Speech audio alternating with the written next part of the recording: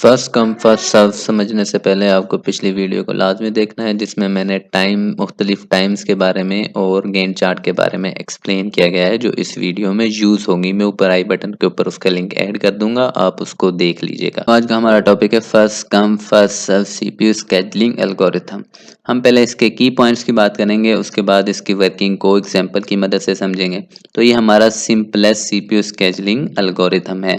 मतलब कि जो प्रोसेस पहले आएगा उसको पहले एग्जीक्यूट किया जाएगा, बिल्कुल इस तरह जिस तरह आप एक बैंक में जाते हो वहाँ पे एक लाइन लगी होती है। उस लाइन का मतलब यही होता है कि जो पहले आएगा उसका काम पहले होगा। तो बेसिकली वो मिसाल होता है हमारे first come first serve algorithm की। इसके मोड की बात करें तो ये नॉन प्रिमिटिव मोड पे काम करता है। मतलब कि जब जब एक प्रोसेस को सीपीयू मिल गया है और वो अपनी एग्जीक्यूशन स्टार्ट कर चुका है तो उसको बीच में डिस्टर्ब नहीं किया जाएगा। ठीक है, वो खुद ऑटोमेटिकली अपनी एग्जीक्यूशन को कंप्लीट करके सीपीयू को फ्री कर देगा। उसके बाद इसका क्राइटेरिया जो है अराइवल टाइम है, यानी कि जो पहले आएगा पहले अराइव होगा उसको पहले सीपीयू मिलेगा एग्जीक्यूशन के लिए।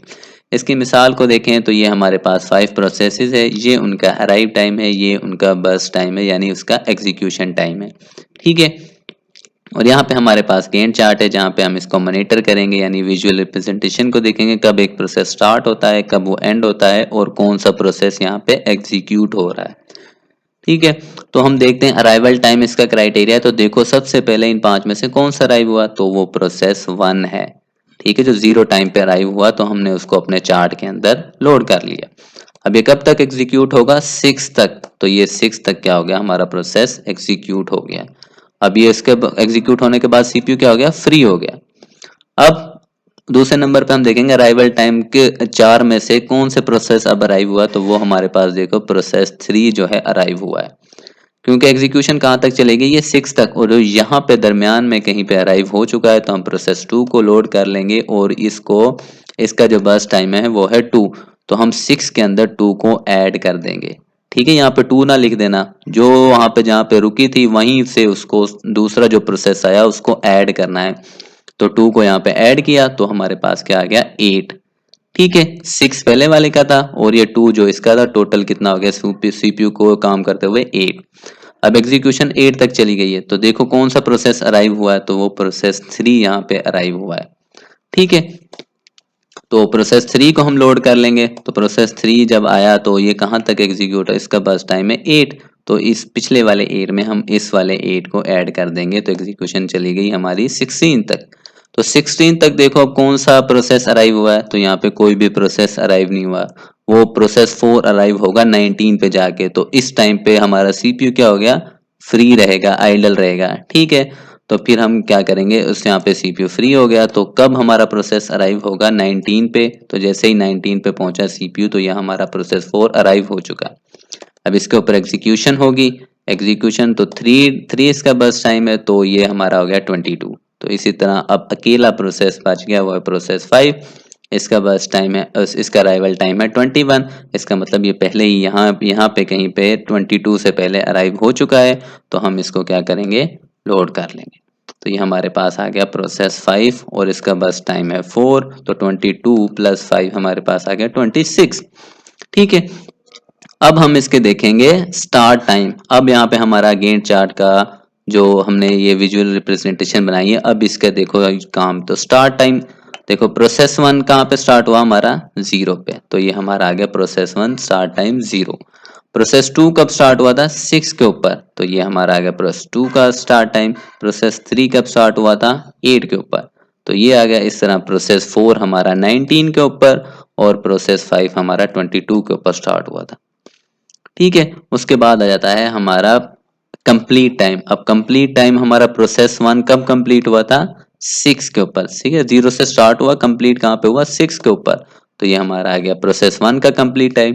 प्रोसेस 2 कब कंप्लीट हुआ था, 8 के ऊपर। प्रोसेस 3 कब हुआ था, 16 पे। और प्रोसेस 4 22 पे। और प्रोसेस 5 हमारा 26 के ऊपर कंप्लीट हुआ। यहाँ पे हमारा गैंट चार्ट का जो काम था वो खत्म हो गया। अब हम कैलकुलेट करेंगे turn around time. Turn around time जो बेसिकली हमारा कंप्लीट एग्जीक्यूशन का टाइम होता है वो होता है। ठीक है, स्टार्ट टाइम से लेके कंप्लीशन तक। उसको हम किस तरह कैलकुलेट करते हैं, कंप्लीट टाइम में से हम माइनस कर देंगे अराइवल टाइम, तो हमारे पास आ जाएगा टर्न अराउंड टाइम। ठीक है। अब एनिमेशंस के ऊपर आपने फोकस करना है, ठीक है। तो ये हमारा क्या है, कंप्लीट टाइम है 6 और ये हमारा क्या है, अराइवल टाइम। तो 6 माइनस 0 हमारे पास क्या आंसर आ गया, 6 आ गया। फिर उसके बाद प्रोसेस 2 का, तो वो हमारे पास 8 माइनस 3, तो ये हमारे पास क्या आ गया, 5। इसी तरह प्रोसेस 3 16 माइनस 5, इस तरह प्रोसेस 4 22 माइनस 19, और इसी तरह हमारे पास प्रोसेस 5 26 माइनस 21 हो गया। उसके बाद वेटिंग टाइम, वेटिंग टाइम हमारा क्या था, turn around time minus burst time, ठीक है। तो हमारा टर्न अराउंड टाइम ये अभी हमने कैलकुलेट किया, और हमारा बर्स्ट टाइम हमारा क्या पे, यहाँ पे, ठीक है। तो अब इनके ऊपर फोकस करेंगे, तो 6 माइनस 6 0, उसके बाद हमारा 5 माइनस 2 हमारे पास 3 आ गया, उसके बाद 11 माइनस 8 हमारे पास आ गया 3, इसी तरह 3 माइनस 3 0, और उसके बाद 5 माइनस 4 हमारे पास आ गया 1। उसके बाद आया हमारा रिस्पॉन्स टाइम, जो हमारा नॉन प्रिमिटिव में वेटिंग टाइम और रिस्पॉन्स टाइम सेम ही होता है, ठीक है। लेकिन हम समझने के लिए फार्मूले की मदद से कैलकुलेट कर लेते हैं। तो ये किस तरह होगा, स्टार्ट टाइम में से अगर हम माइनस कर देंगे अराइवल टाइम को, तो हमारे पास रिस्पॉन्स टाइम आ जाता है। तो ये हमारा स्टार्ट टाइम है और ये हमारा क्या है, अराइवल टाइम है। तो इनके ऊपर फोकस कर लेते हैं। तो 0 माइनस 0 प्रोसेस 1 का आ गया, उसके बाद 6 माइनस 3 हमारे पास आ गया, प्रोसेस 2 का 3 आ गया, इस तरह प्रोसेस 3 का 8 माइनस 5, इसी तरह फिर प्रोसेस 4 का 19 माइनस 9, और इसी तरह प्रोसेस 5 का 22 माइनस 21। तो देखा जाए तो दोनों का क्या है, सेम ही आया है। ये देखो, इसकी वैल्यूज को और इसकी वैल्यूज को दोनों सेम है। ये प्रिमिटिव में डिफरेंट होती हैं, लेकिन नॉन प्रिमिटिव में सेम ही आती होती हैं। अब हम इसकी टर्न अराउंड का एवरेज टाइम क्या है और वेटिंग का एवरेज टाइम क्या है, वो हम कैलकुलेट कर लेते हैं। एवरेज टाइम का फार्मूला क्या है, सब को जमा करेंगे और टोटल के ऊपर डिवाइड करें। तो इन सबको जमा करेंगे, 6 5 11 3 5 को हम जमा करेंगे, तो हमारे उसके बाद इसको डिवाइड करेंगे हम 5 पे, ठीक है। टोटल प्रोसेसेस कितने हैं, 5, तो 5 के ऊपर डिवाइड कर देंगे, हमारा आंसर क्या आ गया, 6। तो ये हमारा टर्न अराउंड का एवरेज टाइम है। उसके बाद वेटिंग टाइम, वेटिंग टाइम के हम इन वैल्यूज को जमा करेंगे और इनको भी टोटल प्रोसेसेस के ऊपर डिवाइड कर देंगे, तो इनके हमारे पास आ जाएगा एवरेज वेटिंग टाइम। तो 0 3 3 0 प्लस 1, तो इनको हमने डिवाइड कर दिया 5 पे, तो हमारे पास 1.4 हमारा एवरेज वेटिंग टाइम आ गया। उसके बाद इसके एडवांटेजेस की बात करें, तो ये very simple and easy to implement, ठीक है। जो पहले आएगा वो पहले एग्जीक्यूट हो जाएगा, इतना सिंपल है। Fair in sense of process are handle in order of arrival, ठीक है। यानी कि जो पहले बिल्कुल फेयर, हर किसी को टाइम मिलेगा, जो पहले आएगा उसको कंप्लीट टाइम मिलेगा एग्जीक्यूट होने के लिए।